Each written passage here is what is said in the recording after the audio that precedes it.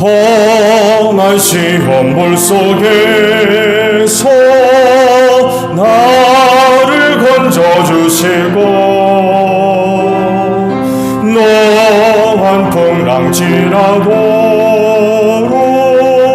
나를 숨겨주소서.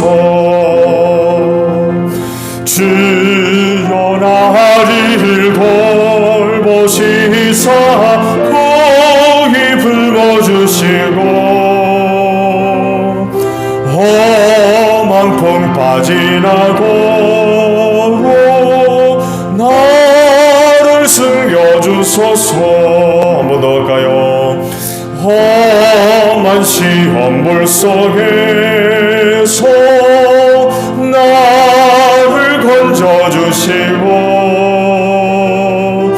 노한 풍랑 지나도록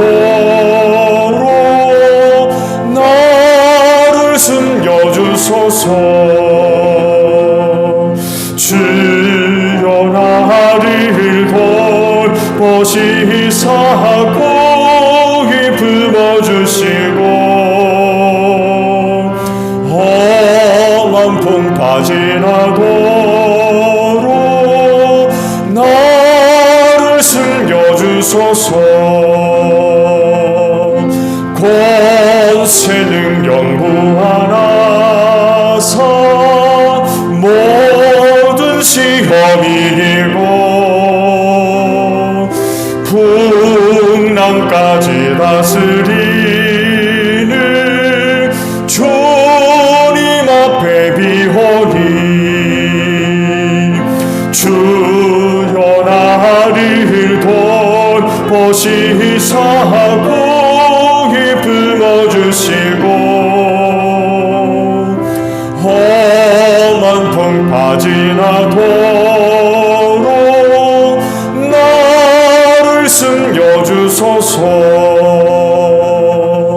죄악길에 빠지니 몸 캄캄한데 헤매며 부르짖는 나의 원 들으소서. 내 주여 주여 나를 돌보시사 고이 품어주시고 험한 풍 빠지나도록 나를 숨겨주소서. 아멘. 542장 우리 찬송합니다. 542장입니다.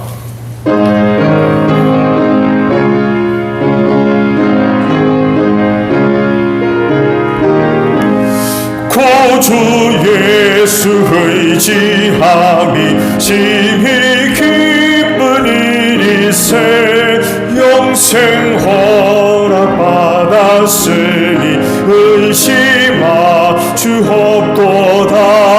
예수 믿는 것은 받은 증거 많도다.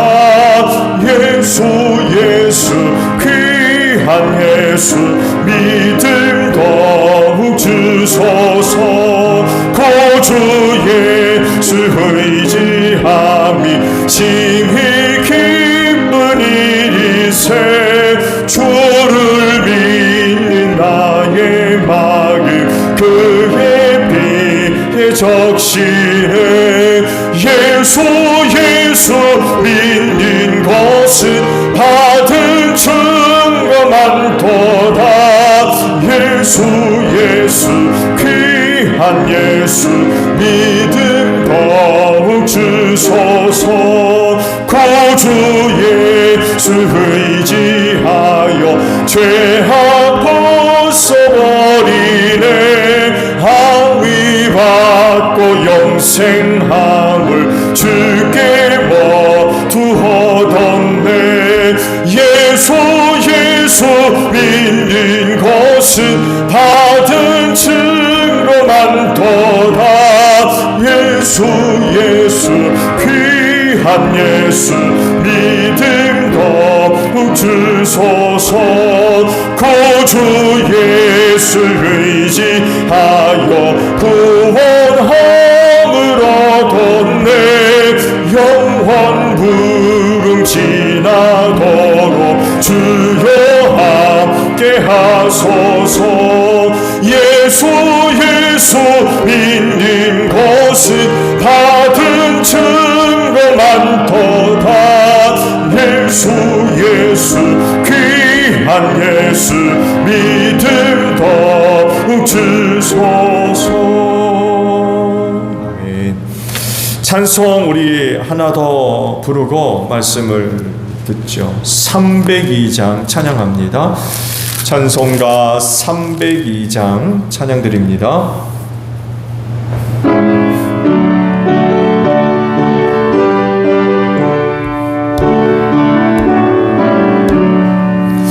내 주 하나님 넓고 그 은혜는 저 큰 바다보다 깊다.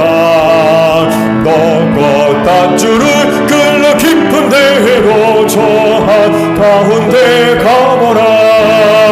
원통을 떠나서 장파에 배 띄워 내 주 예수 은혜의 바다로 내 맘껏 쳐가라. 왜 너 인생이 언제나 거기서 저 큰 바다 물결 보고 그 빈 모르는 깊은 바다 속을 한 번 헤아려 안 보나. 원통을 떠나서 장파에 배 띄워 내 주 예수 은혜의 바다로 내 맘껏 쳐가라. 많은 사람이 얕은 물가에서 저 큰 바다 가려다가 찰싹거리는 작은 파도 보고 나긴 약하여 못 가네.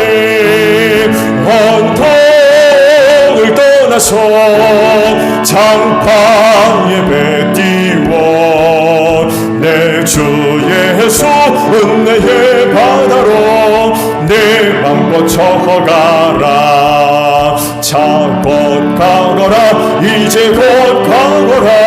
저 큰 은혜 바다 향해 자곧 내 너를 저 깊은 데로 가라. 방망한 바다로 원통을 떠나서 장파에 배 띄워 내 주 예수 은혜의 바다로 내 맘껏 쳐가라. 아멘. 자, 말씀을 볼까요? 베드로 전서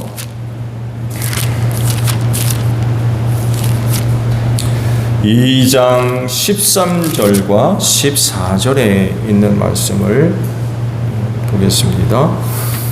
베드로 전서 2장 13절과 14절에 있는 말씀. 자, 제가 보겠습니다. 합독을 할까요?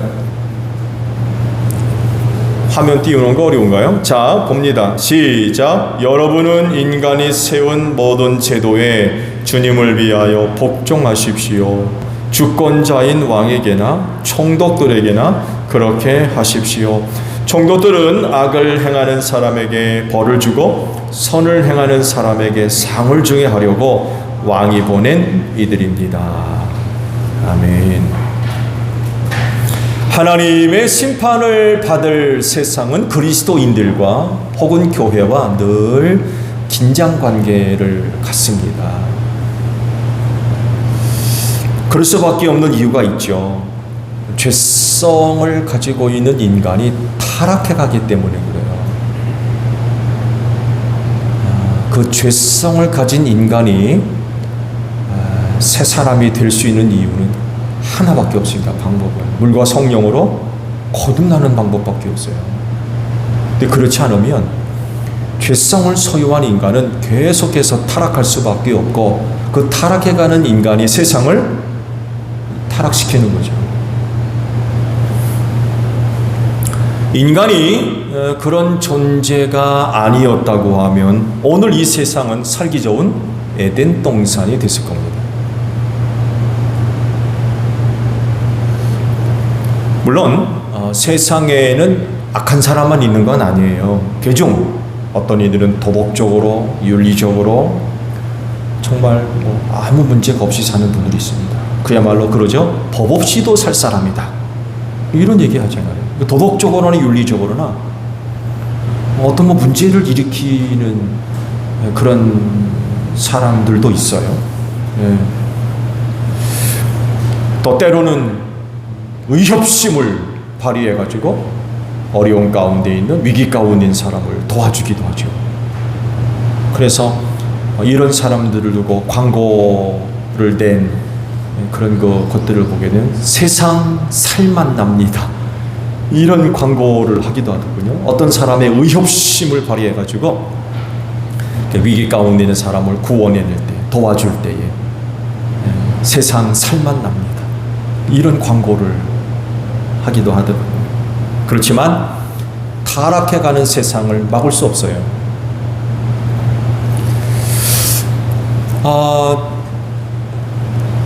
홍수 시대, 노아 시대가 좋은 예죠. 하나님의 영을 거두어 가심으로 인하여 사람이 육체가 되고 생명의 120세로 제한이 되며, 그 다음에 나타나는 세상이 타락해갑니다. 아주 급속도로 타락해가죠. 죄악에 관용했더라, 이렇게 말씀을 하거든요. 얼마나 타락했으면 노아와 그 식구 이외에는 구원받을 사람이 없었던 거예요. 그럴 정도로 세상이 급격하게 타락해 갔죠. 또 가나안의 7 부족을 두고 하신 말씀도 마찬가지인 것 같아요. 아브라함을 선택하셔서 가나안 땅을 주겠다고 그러셨잖아요. 너와 내 후손에게 이 땅을 주겠다. 근데 곧바로 주지 않으셨어요. 그러시면서 내 후손이 이방의 객이 되어 4대 만에 이곳으로 돌아올 거다. 왜냐하면 아직 가나안 땅에 죄악으로 가득 차지 않았기 때문이래요. 여기 놀라운 뜻이 담겨져 있습니다. 그 이후 이스라엘 백성이 애굽으로 내려가죠. 이집트로 내려가서 4대 동안 400일 동안 죽도록 종살이하다가 출애굽해서 나오죠. 4대 만에 돌아옵니다. 그러면서 이스라엘 민족들로 하여금 가나안 7 부족을 심판하는 도구로 쓰시죠. 그러니까 아브라함 때까지만 하더라도 아직 그 가나안 땅이 심판받을 만한 죄악에 이르지를 않고 기다리셨던 거예요. 네. 4대 동안 기다리셨어요. 그 땅에 죄악으로 가득 찰 때까지 4대를 기다리십니다. 그리고 때가 이르렀을 때 이스라엘 백성들로 하여금 출애굽을 시키면서 가나안의 부족들을 어떻게 하라고 했어요? 다 쓸어버려라. 하나도 남기지 말아라 그랬어요. 하나도 남기지 말아라. 왜 이렇게 말씀하셨어요? 이스라엘 백성들로 하여금 심판의 도구로 사용하셨기 때문에. 하나님의 심판은 무서운 거죠. 소돔과 고모라 보세요. 노아 홍수 시대 보세요. 다 쓸어버렸습니다. 하나님께서 선택한 사람 극소수를 제외하고 다 쓸어버렸어요. 이런 하나님의 심판의 성격을 생각해 보면 이스라엘 백성들이 그 가나안 땅을 점령해 들어가면서 어떤 자세로 가나안 땅을 점령해 들어가야 되는지를 인식을 했었어야 되는 거죠. 깊이 인식을 해서 정말 하나님께서 우리를 심판의 도구로 쓰시는구나, 바른 이해를 통해서 그 말씀에 철저하게 순종하면서 가나안 정복을 해야 되는데 그러지를 못했던 거죠. 그러지를 못했어요. 나중에는 발목이 붙들려가지고 넘어지는 이런 일들이 발생하고 말았죠. 가나안 땅이 죄악으로 가득 찰 때까지 기다리셨다라고 하는 말씀이 뭘 의미합니까? 다른 것이 아니라 시간이 흐를수록 인간이 사는 세상은 타락해 간다는 거예요. 나아지는 게 아니라 타락해 간다는 거예요. 점점 더 어두워져 갈 수밖에 없다는 것입니다. 주님이 정하시는 날까지 오늘 이 세대도 마찬가지입니다. 하나님이 정한 때가 있겠죠? 가득 찰 때까지 기다리고 계십니다. 그 때가 언제가 될지는 모르겠어요. 아무도 모르지만 여하간에 오늘 이 시대 하나님의 심판이 임하지 않는 이유는 가나안 땅을 보듯 하나님께서 이 세상에 죄악이 가득 찰 때까지 노아 시대도 같은 거죠. 그때까지 계속 기다리셨다가 때가 딱 정했을 때 심판을 하셨던 거 마찬가지예요. 오늘 이 세대도 마찬가지라는 것입니다. 그리고 때가 되면 주님 재림이 일어날 것이고 그때 세상의 심판을 받아서 아마 멸망당하고 말 것입니다. 중요한 것은 그러면 이런 세상 우리 그리스도인들은 어떻게 살아야 될 거냐? 항상 던져지는 질문이죠. 그때까지 우리 그리스도인은 어떻게 살아야 될 거냐?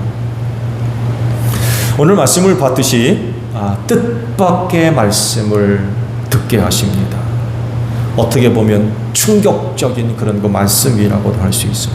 왜냐하면 인간이 세운 모든 제도에 복종해라. 그리고 세상의 권세자들에게도 복종해라 라고 말씀을 하시기 때문에 그렇습니다. 앞서 말씀을 드린 대로 타락해가는 세상과 교회 그리고 타락해가는 세상과 그리스도인 사이에는 눈에 보이지 않는 긴장관계가 덜 형성되는데 근데 왜 이런 말씀을 주셨을까? 그런 관계를 생각해 본다고 하면 왜 이런 말씀을 왜 주셨을까 하는 의문이 생길 수밖에 없어요.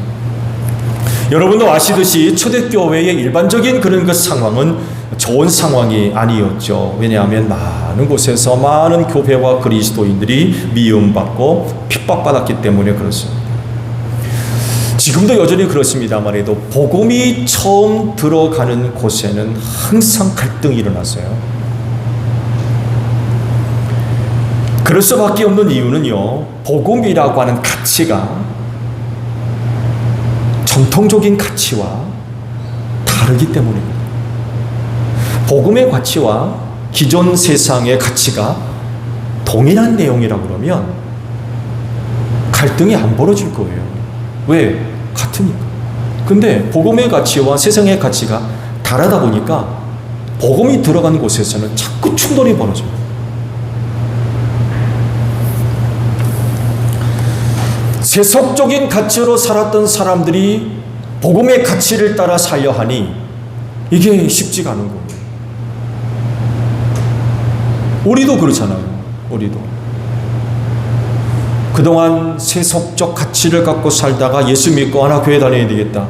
그런 이유로 성경을 보게 되고 말씀을 듣게 되고 그러면서 부딪히는 문제들이 많이 있습니다. 이전에는 아무렇지도 않았는데 아니 복음을 듣고 교회를 다니고 신앙생활하다 보니까 이거 이렇게 하면 안 되네.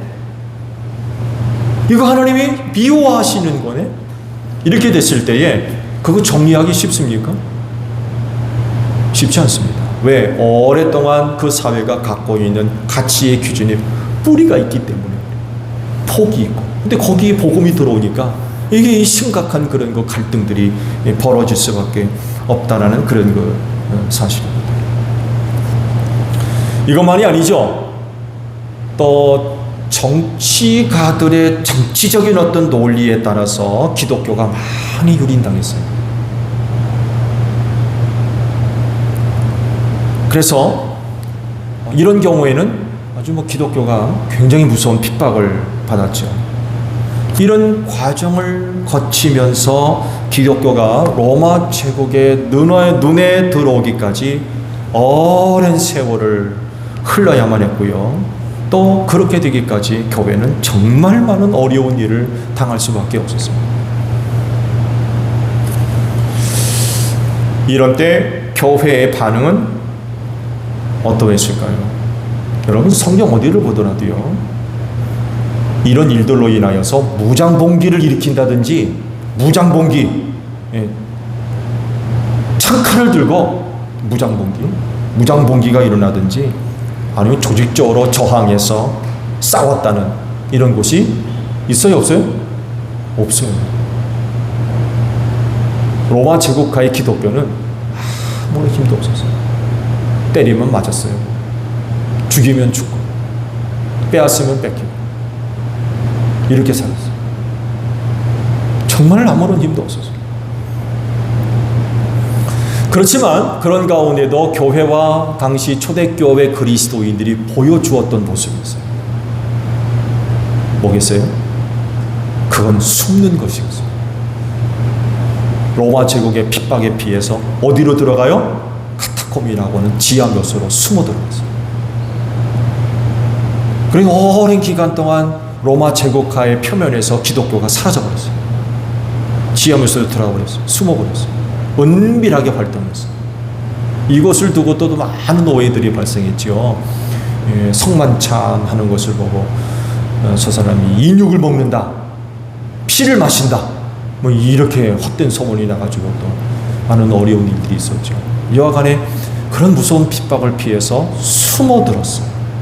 모임도 은밀하게 모였어요. 왜? 붙잡히면 죽으니까. 이거 뭐 발각되면 전체가 다 죽으니까 은밀하게.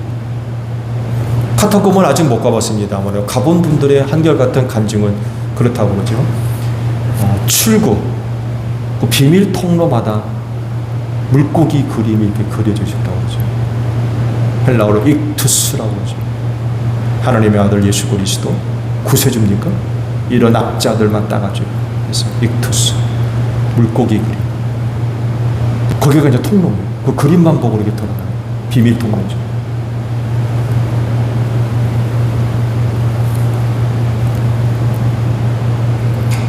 때로는 깊은 광야로 들어갔어요. 숨을 곳이 많죠. 석회암이기 때문에 빗물에서 녹아진 자연 동물들이 많이 있었어요. 다윗이 그랬죠. 사울을 피해서 광야로 들어갔죠. 광야 굴속으로 들어갔어요. 깊은 산속으로 들어가요. 피신한 거죠. 이것이 당시 초대교인들이 할 수 있었던 최선의 모습이었어요. 이런 초대교회의 상황을 생각해 볼 때에 왜 이런 말씀을 주셨던 걸까요? 근데 우리가 한 가지 놓치지 말아야 할 부분이 하나 있습니다. 그건 제가 앞서 잠깐 언급했습니다만 해도 초대교회가 로마 제국 하에 내내 핍박받은 건 아니었어요. 로마 황제가 누가 되느냐에 따라서 기독교에 대한 정책이 바뀌었어요. 기독교에 대해서 별 관심이 없는 사람이 황제가 되면 그 기간은 또 기독교가 그래도 좀 안정을 누릴 수가 있었어요. 비교적 안정을 누릴 수가 있었어요. 근데 기독교에 대해서 부정적인 시각을 갖고 있던 사람이 황제가 되면 그 기간은 또 교회가 무지무지하게 또 핍박을 받고 이런 상황들이 있었습니다. 베드로 사도를 통해서 초대교회 그리스도인들에게 이런 말씀을 주신 가장 큰 목적은 결국 교회 안정입니다. 교회 안정. 교회를 안정시키는 데 목적이 있다는 것을 발견할 수가 있어요. 그러니까 로마 제국에게 기독교에 대한 부정적인 인식을 굳이 심어줄 필요가 없다는 거예요. 할 수만 있으면 긍정적인 그런 그 인식들을 심어줌으로써 교회에 유익되게 하려는 의도가 담겨져 있다는 것입니다. 물론 교회가 세상으로부터 긍정적인 인식을 갖는 것 자체가 사실은 불가능해요. 어렵죠.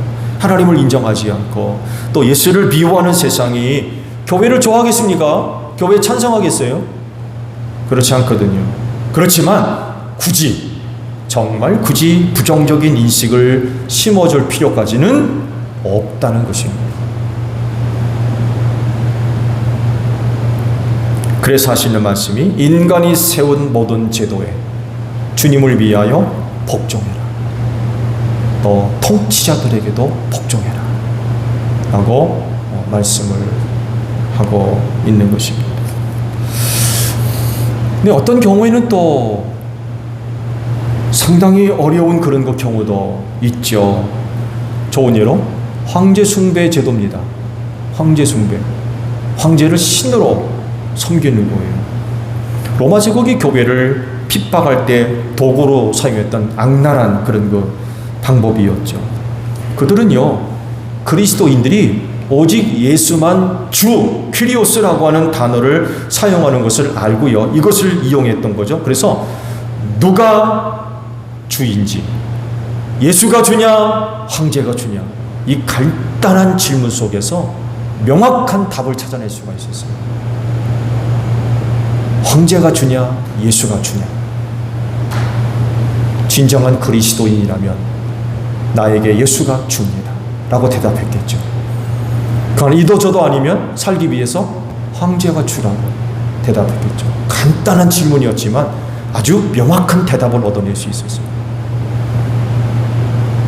여러분 같으면 뭐라고 대답하시겠어요? 예수가 주라고 하면 그 자리에서 잡혀가야 돼요. 어떻게 하실래요?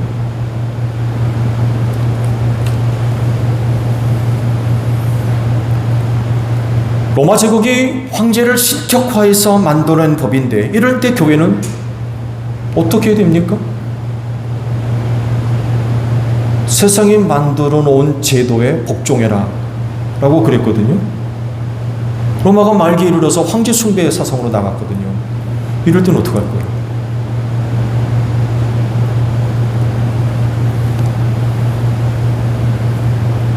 물론 아니죠. 왜냐하면 그런 제도와 법은 선한 것이 아니기 때문에 그래요. 말씀에도 있듯이 모든 제도와 권세자를 세우신 이유는 악을 벌하고 선에게 상 주기 위함이었어요. 말씀에 기록되어 있죠. 근데 이게 거꾸로 되게 되면 이 문제가 되는 거죠. 거꾸로 되게 됩니다. 복종할 수가 없는 거죠. 아닌 것은 아니기 때문에 그래요. 어떻게 황제가 줍니까? 우리의 주는 예수밖에 없잖아요. 교회, 그래서 그렇게 교회가 핍박을 받았어요. 고통을 당하고. 대선이 다가오고 있어요. 내년 3월입니까? 언제입니까? 지금 대선이 다가오고 있어요. 여러분, 나라와 민족을 위해서 기도해 주세요. 국가적으로도 언제나 중요한 그런 그 시기라고 하지만 역시 또 굉장히 중요한 시기에 우리 조국이 놓여져 있어요. 이때를 지혜롭게 잘 보내야 이 나라와 이 민족이 이후 하나님으로부터 소중하게 쓰임 받을 수가 있어요. 그래서 어느 때보다도 정말 지금까지 여러분들이 늘 기도하고 있습니다만에도 이 나라와 이 민족을 위해서 정말 많은 기도를 해야 될 때입니다. 이번 대선을 위해서도 기도해 주시기를 바랍니다. 하나님께서 불의와 불법으로부터 이 나라와 이 민족을 지켜주실 줄로 믿습니다. 여기 우리 한국교회가 굳게 서야 되겠죠. 굳게 서야 됩니다. 오늘 말씀 우리 한국교회가 깊이 있게 묵상을 해야 할 소중한 때가 지금 다가오고 있는 것 같아요. 그래서 우리 한국교회가 깨어있고 또 굳게 섬으로 인하여서 어려운 때 이 나라 이 민족을 지켜낼 수 있는 복된 역사가 있기를 바랍니다. 주기도문 합니다. 하늘에 계신 우리 아버지, 아버지의 이름을 거룩하게 하시며 아버지의 나라가 오게 하시며 아버지의 뜻이 하늘에서와 같이 땅에서도 이루어지게 하소서. 오늘 우리에게 일용할 양식을 주시고 우리가 우리에게 잘못한 사람을 용서하여 준 것 같이 우리 죄를 용서하여 주시고 우리를 시험에 빠지지 않게 하시고 악에서 구하소서. 나라와 권능과 영광이 영원히 아버지의 것입니다. 아멘. 오후 예배 마쳤습니다. 감사합니다. 할렐루야.